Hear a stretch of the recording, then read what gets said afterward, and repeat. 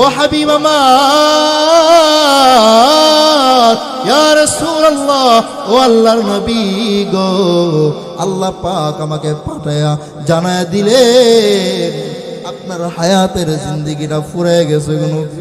আপনি যদি অনুমতি দেন আপনার জান মুবারক কবজ করে নিয়ে যাব গো নবী। আপনি যদি অনুমতি না দেন তাহলে আপনার জান কবজ করব না, আমি আমার মতে চলে যাব গো নবী। আল্লাহর নবী আজরাইল আলাইহিস সালাতু ওয়াস সালামকে বলে, ও আজরাইল, জান কবজ করবা ঠিক আছে, তবে আমার আল্লাহর সাথে একটা পরামর্শ এখনো বাকি আছে। আজরাইল, তুমি আমার পাশে বসে যাও রে, বসে যাও। ও আজরাইল, আইনা আখি জিবরাইল, যেই জিবরাইল আমার পক্ষ থেকে আল্লাহর কাছে খবর নিয়ে যায়, আল্লাহর পক্ষ থেকে আমি রহমতে আলম নবীর কাছে খবর নিয়ে আসে, সেই জিবরাইল কোথায়? আইনা আখি জিবরাইল, আমার ভাই জিবরাইল কই? এই কথাটা বলার পর জিবরাইল আলাইহিস সালাতু ওয়াস সালাম আল্লাহর নবীর খেদমতে তার 600 ডানা জাপটাইয়া হাজির হয়ে বলে, আসসালামু আলাইকা ওয়া রাহমাতুল্লাহ, আসসালামু আলাইকা ইয়া রাসূলুল্লাহ, লাব্বাইকা ওয়া সাদাইকা ইয়া রাসূলুল্লাহ। নবী গো, আপনি আমাকে স্মরণ করেছেন। এই কথাটা বলার পরে জিবরাইল কান্না করে কান্না করে কান্না করে। নবী কয়, রে জিবরাইল, তুমি কেন কাঁদো রে, তুমি কেন কাঁদো? জিবরাইল কয়, ইয়া রাসূলুল্লাহ, আপনার কারণে আমি কাঁদি। বলে, আমার কারণে কেমনে কাঁদো? জিবরাইল কয়, নবী আমার, আপনার আগে যত নবী ছিল সবার কাছে আমি ওহী নিয়ে গিয়েছিলাম, আসা যাওয়া করতাম, কিন্তু আপনার সাথে আমার এমন একটা সম্পর্ক, এত গভীর সম্পর্ক হয়ে গেছে, আজকে যদি আপনি চলে যান আমি আর কার কাছে আসবো? অন্যান্য নবীদের কাছে কারো কাছে 10 বার, কারো কাছে 20 বার, কারো কাছে 8 বার, কারো কাছে 40 বার গিয়েছিলাম, কিন্তু আপনার কাছে আমি 8 বারও আসি নাই, 40 বার আসি নাই, আপনার কাছে 10 বার 20 বার আসি নাই গো নবী। আপনার কাছে আমি এসেছি আল্লাহর পক্ষ থেকে 24,000 বার। আল্লাহু আকবার, জুড়ে বল। নবী গো, আপনি উহুদের ময়দানে আমাকে আল্লাহ পাক পাঠিয়ে দিলেন, উহুদের ময়দানে আপনি বদরের প্রান্তরে আল্লাহ পাক আমারে পাঠিয়ে দিলেন। আপনার সাথে আমার এত বড় একটা সম্পর্ক নবী, আপনি যদি চলে যান আমি আর কার কাছে আগমন করব? কার কাছে আমি ওহী নিয়ে আগমন করব? ও নবী, আপনার কথা স্মরণ করে করে আমি কান্না করি। এই কথাটা বলার পর জিবরাইল তাকায় দেখে রে আমার নবীও কাঁদে, আমার নবীর চোখে পানি।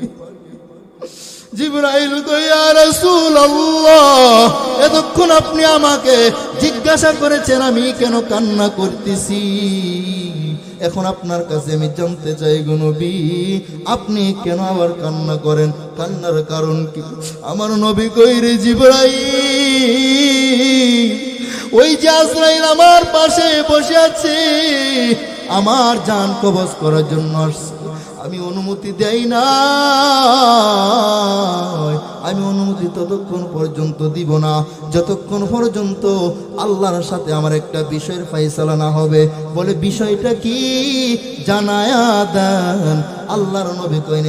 আল্লাহর নবী কইনে জিবরাইল, বিষয়টা হলো আমি যদি দুনিয়া থেকে চলে যাই আমার গুনাহগার উম্মতের কি উপায়? কাউনাইনে কা মুখতার খুদা तुमको बनाया, कौनाइन का मुख्तार खुदा तुमको बनाया, उम्मत की निगाहबान खुदा तुमको बनाया, उम्मत की निगाहबान खुदा तुमको बनाया।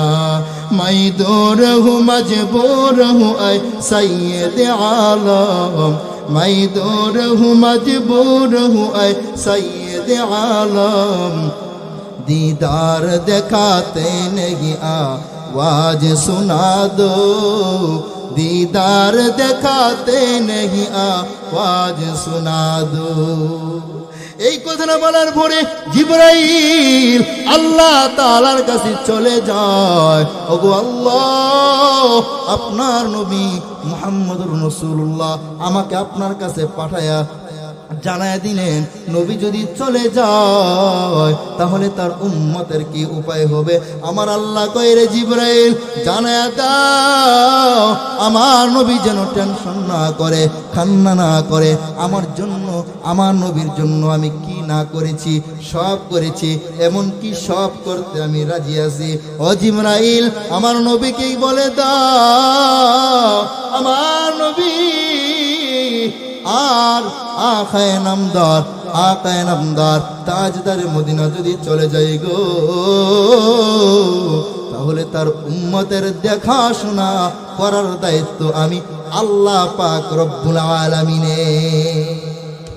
এ নরসিংদীর যুবক, ও বৃদ্ধ বাবারা, ও পর্দার আড়ালের আম্মা জান, কেমন নবী পাইলা গো মা, যেই নবী 63 বছর হায়াতে একমাত্র আমার আপনার মতো উম্মতের জন্য কান্না করেছে। হাসরের ময়দানেও নবীর কান্নার আওয়াজ। শুধু তাই না রে বাবা, নবী যখন ইন্তেকাল করবেন তখন হাসান হুসাইনের জন্য কান্না করে না, তখন ফাতেমার জন্য কাঁদে না, তখন আলীর জন্য কাঁদে না, তখন বেলাবরের মুসলমানদের জন্য কান্না করেছিল। ঠিক না বে ঠিক? আমার আপনার মতো উম্মতের জন্য উম্মতি উম্মতি বলে কান্না করেছিল। এই নবীকে কেমনে দাড়ি গাইটা কষ্ট দাও, এই নবীরে কেমনে তুমি আঘাত দাও, এই নবীরে কেমনে তুমি অপমান করো রে বাবা। মদিনায় শুয়ায়া কেমন করে নবীরে তুমি কষ্ট দেও রে বাবা। আমার নবীরে যদি এত কষ্ট দাও, কেমন করে আমার নবীর সামনে চেহারাটা দেখাইবা, কেমন করে চেহারাটা দেখাইবা। এই যে আব্দুল্লাহ আনসারী কত দামি হয়ে গেলেন, কত কষ্ট করে, এরপরেও আল্লাহর নবীর অনুসরণ ছাড়ে না, আল্লাহ তাআলার হুকুমের বাহিরে যায় না। এই জন্যই আমার আল্লাহ এত দামি বানাইয়া দিলেন। আমি আপনি যদি নবীরে মানতে পারি, আল্লাহরে মানতে পারি, কোরআন মানতে পারি, সুন্নাহ মানতে পারি, নবীর আদর্শ মানিয়া জীবনটা চালাইতে পারি, তাহলে কি হবে জানোনি? কুল্লু উম্মতি ইয়াদখুলুনাল জান্নাতা ইল্লা মান আবা, কিলা মান আবা ক্বালা মান আতাআনি দাখালাল জান্নাহ ওয়া মান আসানি ফাকাদ আবা। নবী কয়, সাহাবায়ে কেরাম, একমাত্র আমার সব উম্মতেরা জান্নাতে যাবে, একমাত্র যারা আমাকে মানে না, যারা আমাকে অস্বীকার করে তারা জাহান্নামে যাবে। সাহাবীরা কয়, ওগো আল্লাহর নবী, কে আপনাকে মানে না, কে মান আবা, কে আপনাকে অস্বীকার করে? নবী জানায় দেয়, রে আমার হাতে গড়া সাহাবায়ে কেরাম, যারা আমার অনুসরণ করবে, আমার সুন্নত মানবে, তারা আমাকে মেনে নিল, আর তারাই আমার সাথে জান্নাতে যাবে। আর যারা আমার সুন্নত মানে নয়, যারা আমার আদর্শ মানে নয়, আমার তরিকা অনুযায়ী জীবনটা চালায় নাই, তারা আমাকে মানে না, আমাকে অস্বীকার করলো। আমার নবীকে যদি কেউ অস্বীকার করে, তার অবস্থান জান্নাত নাকি জাহান্নাম জুড়ে কর।